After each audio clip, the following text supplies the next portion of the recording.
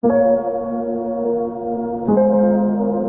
mabuting balita ngayon, makikita natin ang pagtawag ni Jesus kay Levi, isang publikano, para sumunod sa kanya. Ang mga publikano noong panahong iyon ay kinamumuhian ng mga tao sapagkat sila itinuturing na makasalanan at taksil sa bayan. Ngunit sa mata ni Jesus, walang taong napakalayo, napakababa ang hindi kayang maabot ng kanyang awa. Hindi naparito sa Jesus upang maghanap ng mga perpekto. Naparito siya upang bigyan ng pag-asa ang mga nagkasala at nangangailangan ng pagbabago. Sa mata ng mundo, si Levi ay isang makasalanan. Ngunit sa mata ni Jesus, si Levi ay isang tao may kakayahang magbago at maging alagad. Gaano kadalas natin hinuhusgahan ng iba batay sa kanilang nakaraan? Gaano kadalas natin nililimitahan ang biyaya ng Diyos sa sarili nating pamantayan ng kabanalan? Ang paanyaya ni Jesus ay para sa lahat, lalo na sa mga makasalanan na nagnanais na bumalik sa Kanya. Ang Diyos ay laging nag-aanyaya ng pagbabalik loob. Huwag tayong matakot na lumapit sa Kanya kahit pa marami tayong naging pagkukulang at kasalanan. Tulad ni Levi, maaaring tayo ay tawagin din Jesus. Hindi dahil tayo ay perpekto, kundi dahil may puso tayong handang sumunod at magbago.